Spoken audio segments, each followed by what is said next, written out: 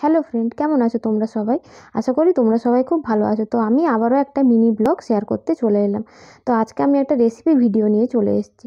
তো আজকে আমি তোমাদের সামনে শেয়ার করে দেখাবো মাছের মাথা দিয়ে মুগের ডাল। তো মাছের মাথা দিয়ে মুগের ডাল বানানোর জন্য প্রথমে আমি মাছের মাথার মধ্যে ভালো করে নুন মেখে রেখে দিয়েছি। এরপর ডালটা ভালো করে ধুয়ে প্রেসার কুকারের মধ্যে অল্প তেল দিয়ে ডালটা ভেজে নিয়েছি। ভেজে সেদ্ধ হতে বসিয়ে দিয়েছি। এবার কড়াইতে তেল গরম করে মাছের মাথাগুলো ভালো করে আমি ভেজে নিচ্ছি লাল লাল করে। মাছের মাথাগুলো ভাজা হয়ে গেলে আমি মাছের মাথা ভাজা ওই তেলের মধ্যে দিয়ে দিচ্ছি গোটা গরম মশলা, শুকনো লঙ্কা, পাঁচফোড়ন, জিরে দিয়ে ভালো করে মশলাটা ভেজে নেওয়ার পর ভালো করে এই পাঁচফোড়ন, শুকনো লঙ্কা, জিরে, তেজপাতা এগুলো ভালো করে ভাজা হয়ে গেলে ওর মধ্যে আমি দিয়ে দেবো পেঁয়াজ বাটা।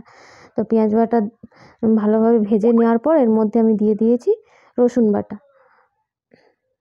তো পেঁয়াজ রসুন ভালো করে ভেজে নেওয়ার পর এরপর আমি এর মধ্যে দিয়ে দিলাম গুঁড়ো, জিরে গুঁড়ো, ধনে গুঁড়ো, অল্প একটু জল দিয়ে ভালো করে মশলাটা ভেজে নিচ্ছি যাতে মশলা থেকে ভালোভাবে তেল বেরিয়ে আসে। তারপর এর মধ্যে আমি দিয়ে দেবো কাশ্মীরি রেড চিলি পাউডার অল্প একটু কালারের জন্য।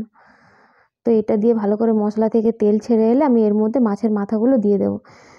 মাছের মাথাগুলো দিয়ে ভালো করে ভেঙে নেব মাছের মাথাগুলো, যাতে মাছের মাথার মধ্যে মশলাটা ভালোভাবে মিক্সড হয়ে যায়।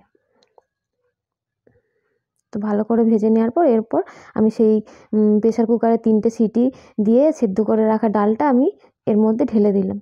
ডালটা ফুটে উঠলে এরপর আমি এর মধ্যে দিয়ে দেব আদা বাটা। আমি কিন্তু প্রথমে মশলা কষানোর সময় আদা বাটা দিইনি, কারণ এই মাছের মাথা দিয়ে মুগের ডালের সঙ্গে কাঁচা আদাটা দিলে খুব ভালো লাগে। মানে এই ডালটা ফুটে উঠলে এই সময় আদাটা দিলে এর টেস্টটা খুব ভালো হয়। এরপর পরিমাণ মতো নুন, চিনি দিয়ে ভালো করে নাড়িয়ে চাড়িয়ে সবার শেষে ঘি দিয়ে নামিয়ে নিলেই হয়ে যাবে আমাদের মাছের মাথা দিয়ে মুগের ডাল। এটা কিন্তু খেতে খুব ভালো হয়, তোমরাও একদিন বাড়িতে বানিয়ে দেখো, খুব টেস্টি হয়। যদি আমার ভিডিওটি ভালো লেগে থাকে প্লিজ একটা লাইক করে দিও।